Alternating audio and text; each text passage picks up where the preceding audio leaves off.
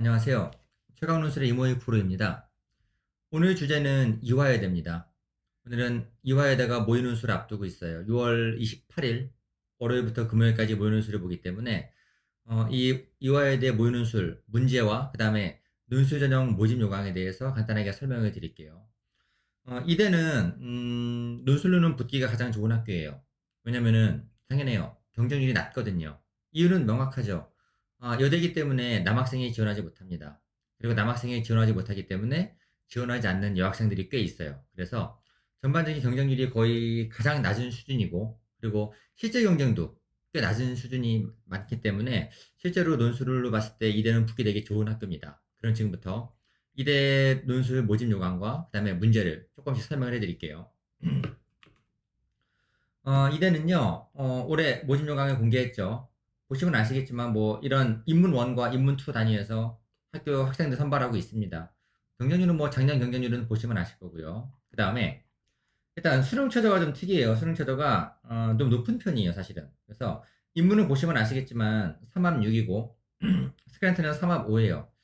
자, 3합 6도 어렵고, 3합 5도 어려워요. 그러니까 올해 전체적으로 인문계 학생들이 최저를 맞추기 되게 어려운 상황인데, 특히 국영수사, 그다음 특히 여학생들이 수학을 좀 못 맞추는 경향이 좀 많이 있어요. 그런 상황으로 봤을 때 예전에도 이 최저를 맞추는 학생들이 많지 않았지만 올해는 더 많이 줄어들 거라고 생각을 합니다. 그리고 이제 그리고 참고해 두실 거는 탐구는 한 과목 반영하고 작년에는 이거 탐구를 대체 인정을 했는데 올해는 인정이 안 됩니다. 그래서 맞추기 더 어려워졌어요.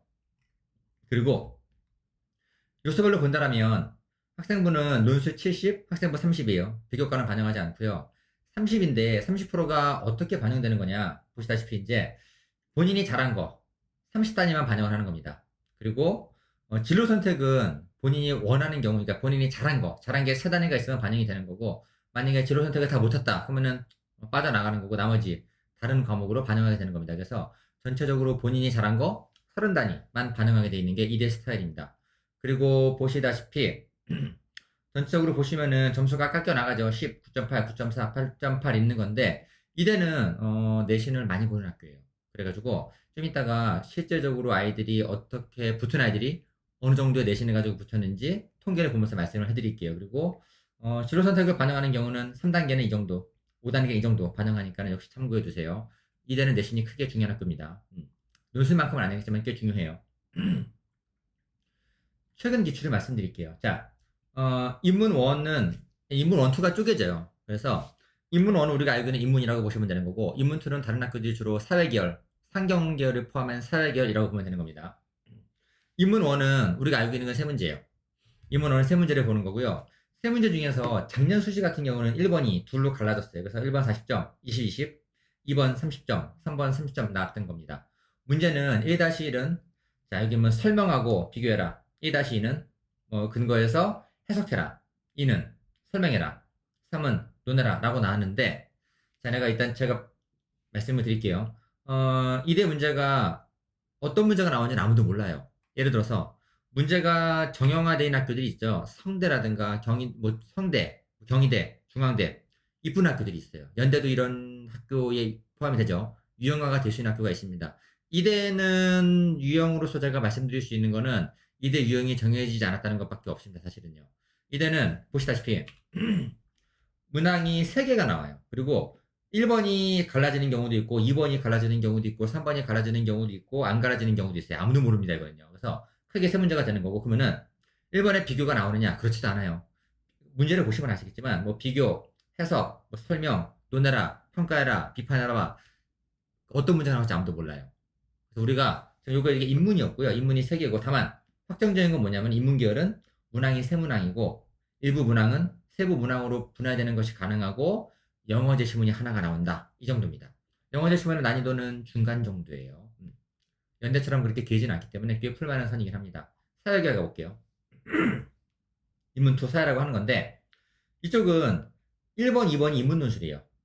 인문 논술이고 3번이 수리 논술입니다. 먼저 앞부분을 보시면 1번은 이때도 1번이 둘로 쪼개져 있었지만 늘 그런 건 아닙니다. 이거는 아무도 모르는 거예요. 그래서 1번 1-1은 비교, 1-1은 설명, 2번은 뭐 방향을 논하라고 했는데 역시 아무도 모른다는 거예요. 그래서 이 두 가지 문제가 있고 3번에는 수리가 나왔어요. 수리가 있는 건데 수리는 생각보다 문제들이 좀 길어요. 항상 문제들이 꽤 길고 표가 나오기도 하고 보면 새끼 문제들이 하나 둘 세 문제나 붙어 있어가지고 엄청 빡센가 싶긴 하겠지만 기출문제 풀어보면 알 거예요. 가장 쉽습니다. 우리나라에서 수리논술을 출제한 학교들 중에서 가장 쉬운 게 이대 문제예요. 그래가지고 이대는 아이들이 쉽다고 느껴요. 얼마나 쉬운지는 이따 역시 합격생 점수를 보면서 말씀을 해드릴게요. 자, 그러면 어떻게 되는 거냐 보세요. 인문 1은 인문 2랑 문제가 좀 달라요. 인문 1은 세 문제고 그다음에 그 영어 제시문 하나가 포함되는 겁니다. 인문 2는 세 문제인데 두 문제가 인문이고 한 문제가 수리 논술이 나오는 것 뿐인 거예요. 그리고 얘네가 나머지 인문 논술 문제들이 뭐가 나올지 아무것도 모르지만 좀 말씀드릴 수 있는 게 있어요. 얘네가 안 내는 건 있어요. 뭘 안 내냐? 자료 분석을 안 내요. 자료 분석이 가끔 나오는 경우가 있지만 실질적으로 자료를 세세하게 분석하는 건 아니에요. 정말로 단순한 그냥 눈으로 보면은 한 0.5초 내에 자료 분석이 끝나는 거. 그래서 진짜 자료 분석이 거의 안 나오거나 나온다 하더라도 엄청 단조롭게 나온다는 거. 그리고 자기 견해는 거의 나오지 않습니다. 그래서 가장 기본적인 유형, 그냥 뭐 비교해라, 설명해봐, 논해봐, 평가해봐, 해석해봐 이런 게 가장 기본적인 게 나오기 때문에 누가 나오는지는 모르지만 단조로운 문제들이 나온다까지만 알아두시면 될 것 같아요. 여기 있고요. 쓰는 방식이 좀 특이하죠. 얘네가 분량이 없어요. 분량 제한이 없기 때문에 가로 원고지를 주지 않고 가로줄을 주게 되는 겁니다. 그래서 분량은 고민 많이 해봐야 돼요. 그러니까 막 쓰다 보면은 전반부 잘 쓰다 보면 후반부에 망하는 경우가 생깁니다. 이대가 학교가 예시답안을 공개하거든요. 그거 참고하셔야 될 게 뭐냐면 학교가 공개하는 예시답안만큼 절대 못 쓴다는 거예요. 그 교수가 그냥 세워라, 내워라, 천천히 쓴 답안이 되는 거고요. 제가 보기엔 확실히 교수가 쓴 것 같아요. 엄청 잘 쓴 답안을 공개하고 밑에서 본인이 막 칭찬을 하고 있습니다. 이게 되게 재밌어요. 그래가지고 본인이 쓴 답안을 본인이 칭찬하고 있는 신기한 광경을 목격하게 될 텐데 확실한 거는 그 시간 내에 쓸 수 있는 분량보다 훨씬 더 긴 분량으로 답안을 공개한다는 거예요. 우리가 그 정도 분량을 쓰려고 생각하면은 2번 쓰다가 아마 집에 갈 것 같아요. 그래서 예시답안의 내용은 참고하세요. 내용은 좋은 거니까 내용은 참고하되 그 정도 분량은 못 쓰니까 분량은 그것보다 줄여야 된다. 이거를 알고 계시면 좋을 것 같습니다. 그 다음에 이대는 대외 전략이 있어요. 자, 첫 번째 형식이 있어요. 아까 말씀드린 것 같이 인문 1, 2가 다르기 때문에 나한테 맞는 걸 찾아야 돼요. 인문은 영어가 들어가고 인문 2는 수리 논술이 있는 겁니다. 그래서 정확하게 어떤 문제가 나오는지는 아무도 모름. 조금 알아두세요. 두 번째, 뭐 선행지식 이런 건 중요한 건 아니고요. 수리는 인문 2는 수리가 있기 때문에 역시 이것도 고려해봐야 되는 겁니다. 그 다음에 제가 통계를 좀 말씀드릴게요. 입시 일정이 있죠. 올해 모의논술이 이렇게 14일부터 21일까지 등록을 받았는데 신기하게 22일 날까지 추가 등록을 받았어요. 제 생각에는 인기가 없었던 것 같아요. 그래서 그 인원이 부족한 것 같아요. 1000명, 1000명, 선착순이라고 했는데 왠지 부족하지 않았을까라는 생각을 해봅니다. 그래서 지원 신청 기간이 좀 늘어났고요. 시험은 월요일부터 금요일까지 보게 되는 겁니다. 시험 시간은 100분입니다.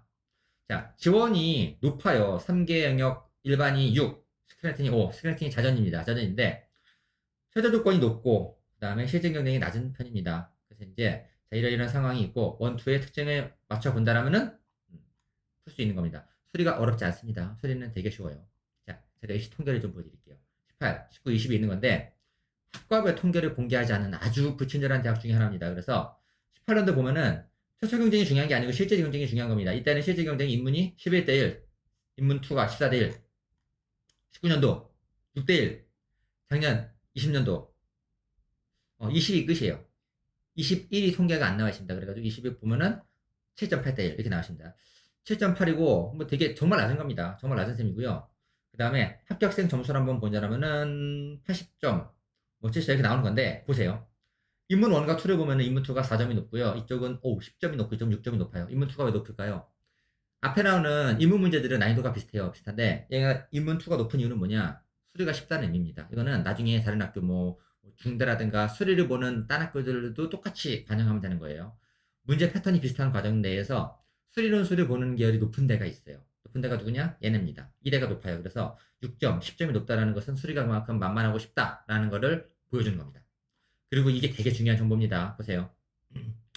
18, 19, 20 보셨을 때 합격자 내신이 되게 높은 편이에요. 예를 들어서 연대나 성대나 중앙대 같은 경우는 3.3등급 내외인데 얘네 보세요. 1.7, 1.8, 1.89 살벌해요. 얘네가 평균이고 그 다음에 중앙값이죠. 중앙값이고 최저가 4.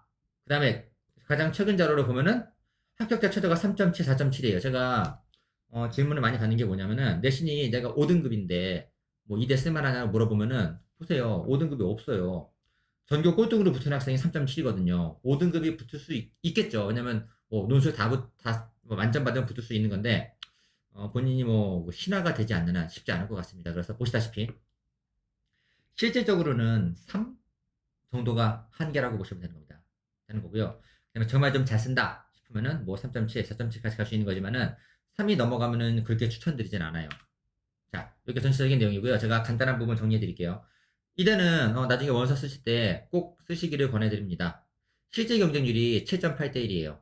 그다음에 충원까지 고려하면 더 낮아지거든요. 그리고 올해 수능 처절을 못 맞출 게 확정적이기 때문에 처절 맞추기 어렵죠. 그렇다면 올해는 제가 보는 거는 4대 1, 높아봤자 5대 1이에요. 5대 1 넘어가긴 되게 쉽지 않을 것 같아요. 정시가 5대 1이거든요. 논술이 5대 1이에요. 진짜 붙게 되게 가장 편한 전형이 2대 논술입니다. 그래서 원서는 꼭 썼으면 좋겠고, 시험을 볼 때는 인문 1, 2 특징을 아세요. 인문 1이기 때문에 이제 영어 나옴, 인문 2는 수리 논술이 나오는 건데, 영어는 완전 만만하진 않아요. 그냥 뭐 풀만하다 이런 선이 되는 거고, 수리는 애들이 완전 만만하다고 얘기들을 합니다. 그거는 결과가 보여주고 있어요. 결과가 인문 2 점수가 훨씬 높습니다. 그리고 내신으로 봤을 때는 뭐 막 쓰긴 어려워요. 평균이 1.89 나오는 거고, 전교 꼴등이 3.7, 뭐 4.7 이래요. 그래서 3이 넘어간다 그러면은 진지하게 고려해 보기를 권해드립니다. 자, 이 정도가 2대 논술에 관한 부분이었고요. 제가 뭐 주요 대학교 논술 모의 논술이 있을 때마다 전형과 문제들을 소개해 드리고 있죠. 자, 이거 참고해 보시고요. 그 다음에 영상이 도움이 되셨으면 좋겠고, 이것 외에 제가 간단하게 설명해 드릴 파트가 있는데 마우스가 어디 갔을까요? 여기 있군요. 자, 저는 뭐 작년에 많은 아이들을 가르쳤고 이렇게 좋은 실적을 냈어요. 정말 대학별로 최고 학과들은 다 보냈습니다. 연대 경영, 성대 글경, 서강 경영 다 보냈고요. 그 다음에 뭐 제가 이렇게 아이들을 가르치면서 출강 학원이 강대, 이강, 뭐 미탐, 오리비는 밴드 라이브를 강의하고 있습니다. 그래서 이런 자료들을 참고해 보시고 도움이 되시면은 뭐가 있죠? 좋아요와 구독이 있는 건가요? 그리고 만약 강의가 필요하시면은 필요한 학원에 연락을 주시면은 큰 도움 받을 수 있을 것 같습니다. 자, 오늘 영상 도움이 되셨으면 좋겠고요. 2대 논술 꼭 잘 보세요. 잘 보시고 점수가 잘 나오면 좋겠죠. 근데 이게 뭐 너무 잘 나오면 좋은 거지만 못 나온다고 해도 너무 슬퍼하지는 마시고 이거를 계기로 해서 열심히 준비해 보셨으면 좋겠어요. 논술은 정말 신기한 전형이에요. 정말 많은 학생들이 원서를 쓰고 시험 보지만 공부하지 않아요. 왕창 떨어집니다. 내가 일주일에 4시간 반 투자해 보세요. 공부를 내가 조금만 하면 진짜 티가 날 겁니다. 원서 쓸 거잖아요. 공부하세요. 공부하시고 내 실력을 이대 논술 보면서 가늠해 보시면 좋겠습니다. 자, 지금까지 최강 논술의 이모유 프로였고요. 다음에 더 좋은 영상으로 찾아뵙겠습니다. 수고하셨습니다.